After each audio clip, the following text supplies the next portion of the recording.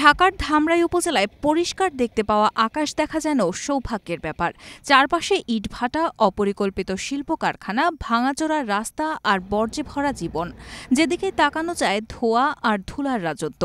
একসময় ধান, পাট আর সবজির সম্ভাবনাময় ধামরাই এখন যেন রূপ নিচ্ছে দুর্ভোগের উপত্যকায়।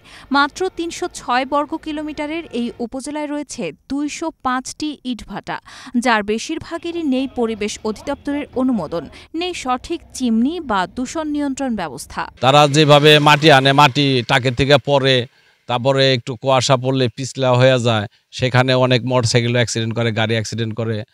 আর পাশে স্কুল, পাশে একটা হাসপাতাল, মেডিকেল, পাশে মসজিদ, পাশে মাদ্রাসা, এগুলার যে পোলাপানের যে পরিবেশ নষ্ট। তারপরে আমাদের তো আমরাই তো দুম ছাড়তে পারি না, বড়রাই দুম ছাড়তে পারে না, ছোটরা দুম ছাড়বো কেমনে? আর এটার ব্যাপারে অনেক কথাই বলা হয়েছে, কিন্তু কার্যকারিতা কোনো কিছুই আসে নাই। আশেপাশে রাস্তায় বেরোনো যায় না, ধুলাবালির কারণে ঘর বাড়ির ক্ষতি হয়, কোনো শাকসবজি কিছুই হয় না। শিশু পোলাপানেদের ধুলাবালির জন্য অনেক ক্ষতিকর। গাছ গাছালি ফল ফলানি থাকে না, কি নারকেল গাছের, আম গাছের, কাঁঠাল গাছের বাড়িঘর জন্য নষ্ট হয়, কিন্তু পাল্টে বাড়ি নেই, বছর বছর পাল্টান লাগে। দিনের পর দিন আকাশে উঠছে কালো ধোঁয়া আর বাতাসে মিশছে বিষ। একের পর এক ইটভাটা গড়ে উঠেছে, মাটি তুলে নিচ্ছে ফসলি জমি থেকে, আর তার ভয়াবহ প্রভাব পড়ছে কৃষি, পরিবেশ আর মানুষের জীবনে। বহুত ক্ষতি হয়, এবার যত ফসল সব গাছ গাছালি যা আছে ইটভাটায় ক্ষতি বেঁধেছে, বুঝছেন? এই যে যত গাছ আছে, নারকেল গাছে নারকেল থাকে না, বুঝছেন? তারপরে এই যে তোকে যত আবাদি করি সব আমাদের পক্ষে ক্ষতি। চালের টিনটুন এগুলা নষ্ট হয়ে যেতেছে, ফসলের ক্ষতি হয়। এরকম বেগুন, টমেটো এগুলা কিছু করতে পারি না, দাগ নেগে নষ্ট হয়ে যায়। কৃষিজমির মাটি যে হারে কমছে তা ধামরাইয়ের জন্য হুমকি স্বরূপ বলে আশঙ্কা করছে উপজেলা কৃষি সম্প্রসারণ অধিদপ্তর।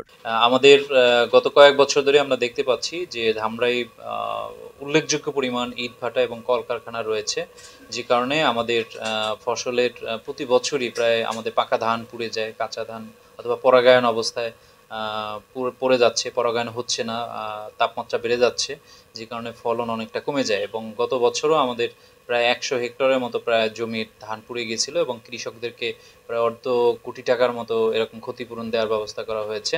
অপরিকল্পিত নগরায়নে পরিবেশ হুমকির মুখে পড়ার পাশাপাশি বাড়ছে স্বাস্থ্য ঝুঁকিও। তো অপরিকল্পিতভাবে প্রচুর পরিমাণে আমরা ইটভাটা দেখে থাকতেছি আমরা ধামরাই, যার ফলশ্রুতিতে যে কালো ধোঁয়া যেহেতু অপরিকল্পিত, এর জন্য এর অনেকগুলো স্বাস্থ্য ঝুঁকি তৈরি করে। কালো ধোঁয়া থেকে শুরু করে বায়ু দূষণ, প্লাস যে ক্লাইমেট চেঞ্জেরও লং টার্ম ইম্প্যাক্ট পড়ছে, যার কারণে ধামরাইয়ের মধ্যে যে স্বাস্থ্য ঝুঁকি নিয়ে এই ইটভাটার যে ইম্প্যাক্টে অনেক রোগী হচ্ছে। তবে উপজেলা প্রশাসন বলছে, অবৈধ এবং লাইসেন্সবিহীন ইটভাটা বন্ধে ব্যবস্থা নেওয়া সহ সমস্যা উত্তরণে প্রয়োজনীয় ব্যবস্থা নেওয়া হচ্ছে। এগুলো ভাঙা হয়েছিল, তারা আবারও ছোট আকারে চুল্লি নির্মাণ করে উৎপাদন কার্যক্রম শুরু করার পায়তারা করছে বলে আমরা যতটুকু জানি, সেটা আমরা পরিবেশ অধিদপ্তরকে জানিয়েছি। পরিবেশ অধিদপ্তর সেই ব্যাপারে ব্যবস্থা নেওয়ার জন্য জেলা প্রশাসকের কার্যালয় থেকেও নির্দেশনা দেওয়া হয়েছে।